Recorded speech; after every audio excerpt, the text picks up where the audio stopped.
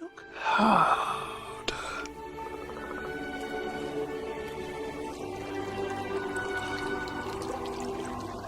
You see,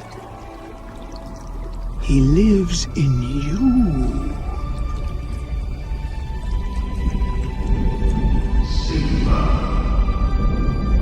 Father?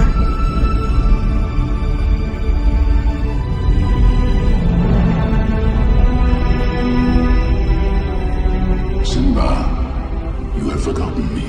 No. How could I? You have forgotten who you are, and so forgotten me. Look inside yourself, Simba. You are more than what you have become. You must take your place in the circle of life. How can I go back? I'm not who I used to be. Remember who you are. You are my son, and the one true king. Remember who you are. No! Please! Don't leave me! Remember. Father! Remember. Don't leave me.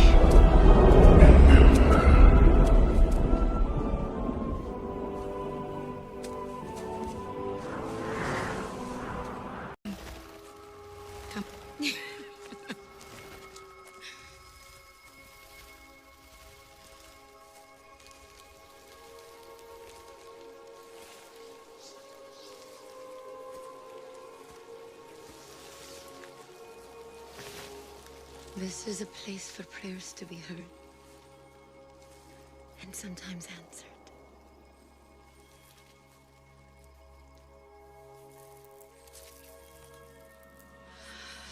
We call these trees Sutraya Mokri, the tree of voices.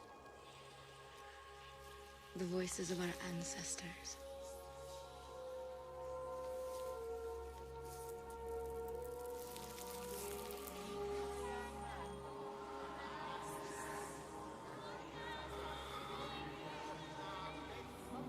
I can hear them.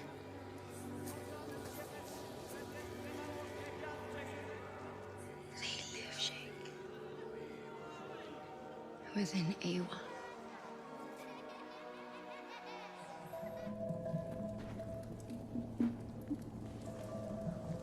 Allow the heart-shaped herb to restore the powers of the Black Panther and take you to the ancestral plane. T'Chaka, we call on you. Come here to your son.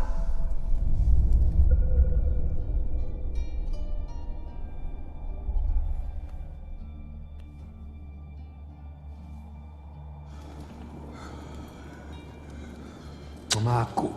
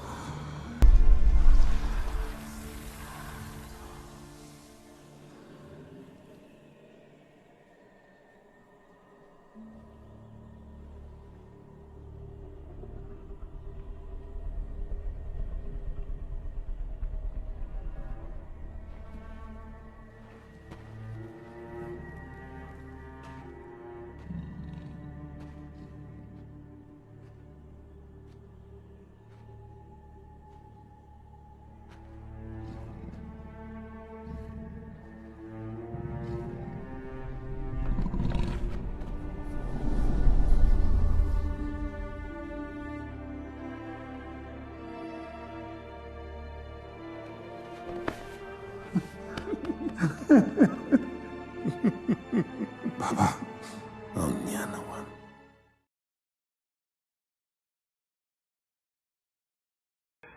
These beliefs are inculcated into the minds of the populace on a daily basis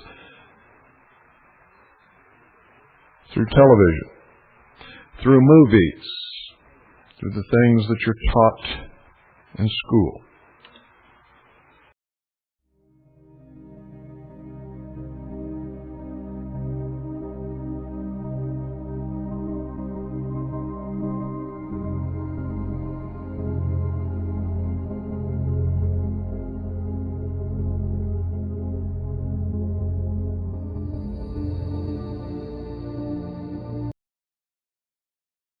The heroes of the Popova were subjected to several ordeals of tests of courage, fortitude, and skill.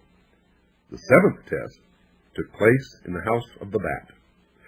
This was a subterranean labyrinth inhabited by weird monsters and ruled over by Gamazats, a fearful creature with the body of a man and the wings and the head of a bat. Naturally, the account is clothed in the culture symbolism of the Mayas, but it is certainly to be compared with such productions as the Finnish Kalevala and the Icelandic Eddas. Guthrie presents a number of important parallelisms to the mysteries of the Egyptians, Chaldeans, and Greeks. According to him, the 12 trials or tests through which the neophytes pass are analogous with the signs of the zodiac. He goes so far as to hazard the speculation that the 12 princes of Xibalba were the rulers of the Atlantean Empire, and their final destruction referred to the tragic end of Atlantis. The Popol Vuh follows the traditional form by involving its principal characters in a series of superhuman and supernatural adventurers. The work is certainly an account of the perilous journey which is the usual means employed to veil thinly the story of initiation. By comparison with the oral traditions of the northern Amerindian tribes, the legend unfolds what Dr. Paul Radden beautifully calls the Road of Light. Medicine priests have freely acknowledged that in dreams and trances they could leave their bodies and travel to the abodes of the gods and the dead. To make this journey while still living is initiation, for it is conscious participation in the fact of immortality. In some cults, the neophyte was given sacred drugs to intensify his psychic faculties, as in the case of the notorious peyote sect, or was subjected to hypnotic influence, like the followers of the ghost shirt religion. By some means, a condition of death was simulated, and the consciousness or superior self passed through certain internal experiences of which at least a partial memory was preserved. The entire process of creation took place within the green and azure coils of the plumed serpent. On several continents, the serpent was among the important symbols of the initiate priest. Sometimes the serpent stands erect and is crowned, as in Egypt, or it may be winged, as among the Mongolians, or feathered and plumed, as throughout the Americas. Obviously, the natives did not intend to imply that they believed in the actual existence of winged snakes, for no such creatures ever existed among them. The serpent was a wisdom symbol, and when plumed, it meant that wisdom had been given wings and had become spirit, wisdom, or illumination.